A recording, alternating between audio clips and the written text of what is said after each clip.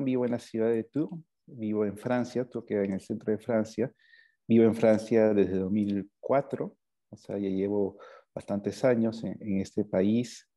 Pues he vivido sucesivamente en ciudades como Burdeos, como París, como Toulouse, como Pau, y en Tours ya llevo ya varios años. Vine aquí a la ciudad de Tours casi de casualidad, porque presenté mi candidatura para trabajar como docente de la universidad de esta ciudad, entre otras ciudades, y fue la Universidad de Tours la que me respondió primero, en verdad. Entonces yo había comprometido mi palabra y me vine a vivir aquí hace unos años, yo creo que como muchos lo hacen, ¿no? O como mucha gente latinoamericana que viene a vivir a Europa y de manera particular a Francia. Tú viajas a una ciudad con la perspectiva de quedarte un año, 2 años, ¿no? Maxi 3 años, son los contratos que vas. Terminé haciendo mi vida aquí en Tours y sin querer llevo bastantes años en esta ciudad donde he trabajado como docente de la universidad. Ahora he regresado a trabajar como docente de la universidad. La actividad se centra entre la docencia y la traducción, tanto literaria como jurada, ¿no? También trabajo como traductor jurídico en esta ciudad. Intento escribir de manera constante. Sí, llevo viviendo aquí varios años en Tours. Tours en verdad es una ciudad en la cual mi vida se ancló hasta cierto punto, ¿no? Conocí a mi esposa, tengo una familia. Hay un ritmo de familia que se instala cuando uno tiene un compañero, una compañera e hijos, ¿no? Intento, pese a esto, guardar cierta forma de ritmo, tener un ritmo en mis actividades personales es muy importante para mí. Así que intento escribir diariamente, ¿no? Ahora justamente estoy terminando un proyecto de libro de cuentos, ¿no? Un libro de cuentos que terminó hace un tiempo. La escritura del género fue un desafío, así que me gustó la perspectiva de repetirlo. Así que justo estoy terminando un libro de cuentos, ¿no? Van a ser 5 cuentos, justamente de los cuales, de un modo, también sigo interrogando esta inquietud que a mí me interesa mucho, ¿no? Que es la del exilio, de los viajes, el hecho de estar entre un país y otro, ¿no? El hecho de tener que traducir las experiencias desde tu perspectiva, en mi caso como peruano, hacia esa perspectiva de la sociedad, la cultura que te acoge, que es la francesa, ¿no? Y viceversa, ¿no? Y como siempre hay idas y vueltas entre una instancia y otra. Así que sí, sí, intento tener un ritmo, intento trabajar todos los días, ¿no? Por lo menos un par de horas y creo que es mi única manera de funcionar porque cuando dejo entre paréntesis el trabajo de escritura, en verdad después me cuesta mucho retomarlo. Luego también el periodo que paso sin escribir lo vivo mal, me agobia, se convierte en algo casi físico incluso. Es que esta sensación de no poder escribir, de tener las ideas ahí, la cabeza llena de ideas que uno puede llevar al papel, puede escribirlas y que no le da forma, ¿no? Siempre estoy con una libretita apuntando cositas, ¿no? O en el teléfono también ideas que puedo desarrollar, o cuando estoy escribiendo, por ejemplo, ¿no? Y he dejado un cuento, por ejemplo, ya que estamos con la experiencia de los cuentos, he dejado un cuento terminado para después corregirlo, lo meto en lo que llamo la refrigeradora, ¿no? Durante 3, 4 semanas, ¿no? Un par de meses, incluso para después regresar a él, y mientras tanto estoy apuntando palabras, ¿no? Palabras que puedo colocar en mi cuento, palabras que puedo meter en la boca de mis personajes, ¿no? Yo creo que es un trabajo constante. Por el profesional, evidentemente, yo estudié en la Universidad Católica Literatura y yo terminé en el 2003, y como muchos que estudiamos en esa época, en el 2003, mira, pocos años antes había terminado la dictadura de Fujimori, el país era una ruina por todas partes, ¿no? Una ruina social, una ruina económica, una ruina política, sobre todo una ruina moral, ¿no? La corrupción, habíamos salido de un periodo de corrupción terrible. Entonces, en ese contexto, yo terminé mis estudios de literatura en la Universidad Católica y yo me di cuenta bastante rápido de que no, si quería seguir creciendo con el mismo ritmo que me habían dado mis estudios en la Universidad Católica, no podía quedarme en Perú. Tenía que vivir la experiencia del extranjero, tenía que vivir en otro país, sobre todo en un país con otro idioma. Me parecía eso muy importante, la experiencia de otro idioma, ¿no? Que te permite, ya lo veo esto a posteriori, el hecho de estar descentrado, ¿no?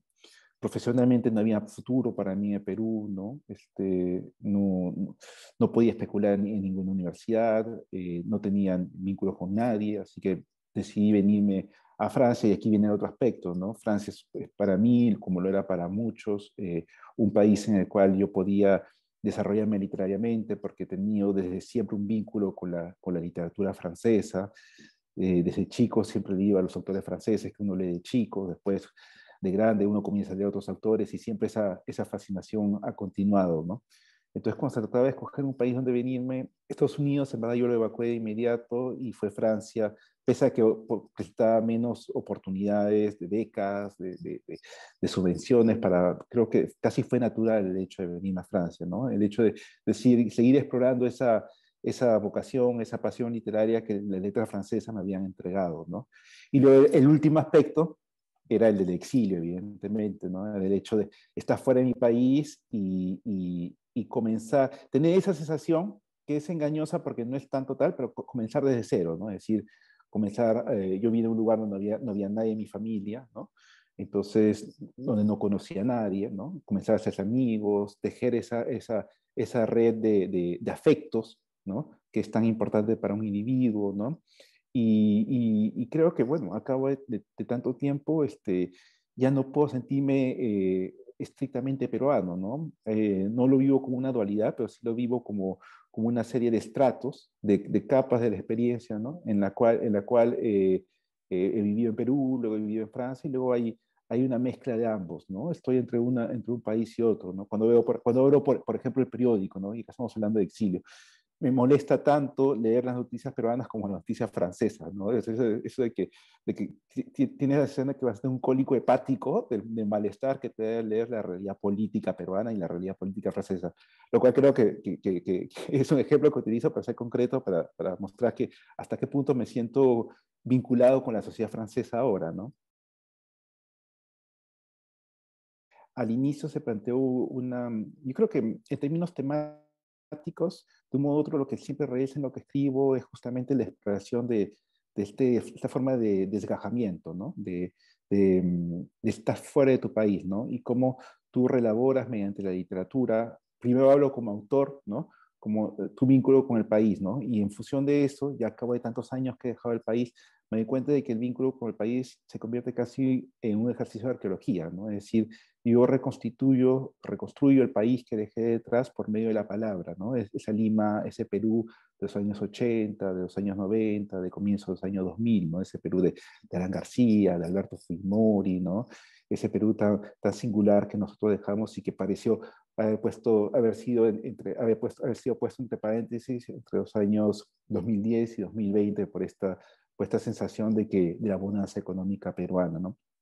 Entonces, de un modo u otro siempre regresa ese elemento temático, ¿no? El vínculo con el Perú, las experiencias que se vieron bajo un contexto social, histórico, singular, que fue el de la dictadura, ¿no? Y lo que significa dejar el país en el sentido, ¿qué significa ser peruano cuando está fuera de Perú, ¿no? ¿Qué significa ser peruano cuando está en un país como Francia, ¿no? ¿Cómo se vive esa experiencia de exilio cuando estás constantemente en la vida cotidiana, en la vida diaria, llevado a interrogar tu identidad, entre comillas, ¿no? A traducir también tu experiencia, ¿no? Y luego también viene el elemento verbal, el elemento lingüístico, ¿no? Yo creo que cuando dejé Perú, estuve durante muchos años, fui deudor durante muchos años de esto que en Perú me parece una tara ahora, ¿no? El escribir bien, el escribir bonito, el tener buena prosa, ¿no? Yo creo que con los años me di cuenta, y con la experiencia francesa y con el exilio, ¿no? Me di cuenta de que lo importante es contar una historia y darle forma de materia verbal, ¿no? Que esa historia tenga un núcleo, tenga una razón de ser apoyada en el idioma, ¿no? El idioma totalmente desnudo, totalmente despojado de cualquier tipo de necesidad de gustar a alguien, ¿no? Y yo creo que esa inversión de las jerarquías, ¿no? Es decir, dejar de escribir bien para sentarse a escribir de verdad, ¿no? Me llevó a concebir de otra manera el trabajo de escritura, ¿no? Entonces, concebir de otra manera el trabajo de escritura me hizo dar cuenta ya con el tiempo de que invertir esas jerarquías puede llevar al autor a las mismas consecuencias, ¿no? Es decir, a presentar una propuesta literaria verdadera, en el sentido estético, literario del término, y que al mismo tiempo sea un ejercicio de escritura formal, ¿no? Yo creo que son esos dos elementos, entonces, ¿no? Para resumir, el elemento del exilio, de vivir afuera, de tener que reconstituir la experiencia nacional y de tener que traducir esta constantemente entre dos realidades, y luego un trabajo de lenguaje, de escritura. Ahora mi vida está entre el francés y el español, es cierto eso, y es cierto que una parte de lo que he escrito ha sido escrito en francés, ¿no? Sobre todo el trabajo académico y en particular la tesis, ¿no? Es muy interesante el hecho de sentarse a escribir en un idioma, ¿no? El francés forma parte de mi vida, forma parte de mi vida cotidiana, me comunico y escribo todos los días en francés, pero el francés yo no lo siento como lengua literaria. Eso en mi caso es muy importante porque yo creo que el francés para mí cada vez que escribes en un idioma, cada vez que escribes estás poniendo una máscara. Pero el francés a mí me da la sensación de tener una máscara puesta, ¿no? La máscara en español yo la siento natural, siento que forma parte de mi carne, ¿no? En cambio la máscara en francés no me siento yo mismo cuando escribo, ¿no? Y yo creo que es porque el francés llegó demasiado tarde en mi vida, ¿no? Todas mis experiencias afectivas, personales, emocionales, sexuales, todo está en español, en mi disco duro, ¿no? Entonces, todo eso aflora, hay una tensión dentro de mí en mi idioma materno, que es el castellano, ¿no? Y en cambio, cuando yo tengo la máscara de francés, todo es muy racional, ¿no? No hay vínculo con esas aguas, con esas corrientes subterráneas que están ahí por debajo, ¿no? Entonces, no soy yo cuando yo escribo en francés, es otra persona. Entonces, cuando escribo en español, nunca he escrito por eso ficción en francés, imposible. Cuando escribo en ficción es en español y siento que estoy en español, que estoy detrás de una idea, de una obsesión a la cual voy dando forma con lo que escribo, ¿no? En cambio, cuando escribo en francés es algo muy racional, ¿no? Algo muy limpio, muy claro. Siempre sé dónde comienzo y dónde voy a llegar. En español es imposible eso para mí, ¿no? Estos últimos años he estado regresando casi de manera anual. He sentido esa necesidad de regresar a Perú y sobre todo aprovechando el periodo de vacaciones, ¿no? Y de quedarme un par de semanas, un mes máximo para poder estar en contacto con Perú. Así que sí, que he estado regresando, que he estado intentando, es muy importante para mí estar al tanto de lo que ocurre en términos de literatura peruana cada año, ¿no? Seguir un poco el pulso de la literatura escrita en mi país, ¿no? Ver un poco qué es lo que está escribiendo, cómo va evolucionando el idioma de los autores peruanos, ¿no? Yo creo que eso es precisamente el desafío de una persona que tiene vocación literaria, ¿no? Y que sobre todo que vive afuera tanto tiempo, ¿no? Evitar que su idioma sea un idioma muerto, un idioma que ya no existe, ¿no? Entonces, eso también me ha llevado constantemente a estar regresando a Perú para estar en contacto con el idioma vivo, ¿no? En términos académicos, a mí no me genera problema, ¿no? Porque el idioma académico es otra cosa, pero en términos de literatura, el escritor tiene que estar al acecho de un idioma que está vivo, de un idioma que está palpitando ahí, de un idioma que está en constante transformación, en constante mutación. Entonces, eso es nada más feo que leerte a ti mismo y darte cuenta de que tu idioma no transmite una vitalidad. Hay que estar impregnado de ese idioma vivo, y en mi caso mi matriz es el español peruano, ¿no? Entonces yo estoy constantemente regresando precisamente por eso. Yo creo que incluso cuando no escribo de Perú, estoy escribiendo acerca de Perú. Cuando escribo un texto que me ha salido, en mi caso mi escritura no es premeditada, ¿ah? No es que me siento un día y digo voy a escribir acerca de esto, no. Es que son impulsos que aparecen así, ¿no? Y inmediato aparece un personaje, y de inmediato aparece un personaje y una historia y otro personaje, ¿no? Y se va tejiendo así poco a poco, pero voy avanzando a tientas, ¿no? Es como un ciego que está palpando algo que está viendo y que al final, una vez que ha terminado de palpar, reconstituye una forma, ¿no? Ese momento final en mi escritura. Yo doy forma a pulsiones en lo que escribo, ¿no? En verdad, yo lo vivo así. Estoy verbalizando una experiencia muy íntima que es la de la escritura. Y en ese sentido, cuando escribo, incluso cuando no escribo con respecto de Perú, me doy cuenta al cabo de un tiempo de que, claro, de que adentro de lo que estoy escribiendo hay tal experiencia que he vivido, hay tal persona que he conocido, ¿no? Claro, metamorfoseados, enmascarados, pero están ahí, ¿no? O sea, yo creo que en verdad Perú está constantemente dentro de lo que escribo, ¿no? Porque, claro, son las experiencias que, como decía hace un rato, ¿no? Son las experiencias que me han marcado, son las experiencias que he vivido, que de manera más intensa, que me han formado, ¿no? Entonces, está ahí. Ahora último, por ejemplo, el año pasado terminé una novela Y una novela muy singular porque es la primera novela en la cual yo introduzco el elemento político de manera flagrante, ¿no?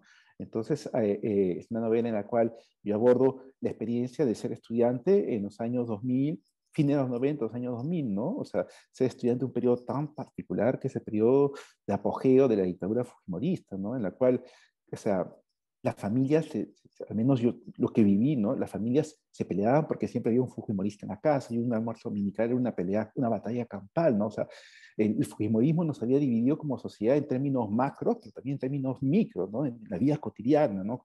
O sea, y eso es lo que me interesa explorar como novelista, ¿no? Como ves, 24 años después, 23 años después, ¿no? Casi 20, 2 décadas después, ¿no?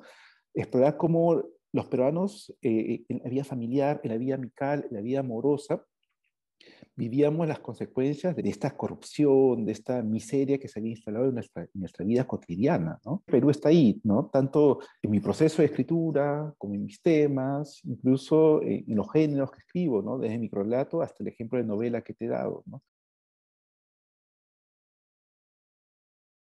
Yo creo que es inminente la celebración del bicentenario en el caso peruano. Me parece súper triste, me parece extremadamente triste que celebremos el bicentenario en este contexto de pandemia y de profunda, profunda, profunda crisis social y política. Yo creo que ya hemos tocado un subsuelo inigualable, pero al mismo tiempo me digo hasta qué punto esto no es beneficioso porque yo, como decía hace un momento, la década de 2010 a 2020, Perú me pareció un país dopado, o sea, un triunfalismo excesivo. Todavía recuerdo cuando Alan García dijo en el 2013, 2014, que en 5 años Perú iba a ser un país de primer mundo, similar a Suiza. Cuando tenemos un presidente que le hace la competencia de literatura fantástica de esa manera, ¿cómo ser escritor en un país, no? O sea, un escritor en este contexto frente a este tipo de declaraciones tan triunfalistas, ¿no? Ollanta era lo mismo, ¿no? El mismo Kuczynski, frente a este tipo de declaraciones tan triunfalistas, un escritor necesita anclar un sentido de realidad profundo, es casi un deber cívico eso, ¿no? Pues de esta década en la cual el Perú en verdad vivió un espejismo de primer mundo, de desarrollo, que, que, que, que, que, que que sacó unos tumores tan horrendos como el proyecto como el aeropuerto de Chinchero, ¿no? O sea, que no tiene ni pies ni cabeza, ¿no?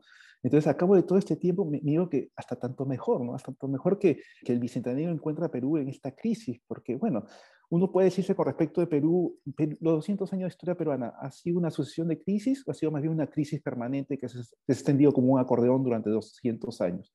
Yo creo que nosotros peruanos vivimos en una crisis de 200 años, o sea, tenemos un doctorado en crisis, ¿no? Con el desengaño que hemos tenido, con este contrasuelazo que hemos sufrido, ¿por qué no aprovechar eso? ¿Por qué no optimizar y mirar las cosas, como decía Sebastián Sarboni, ¿no? Mirar cara a cara al horror, por fin, ¿no?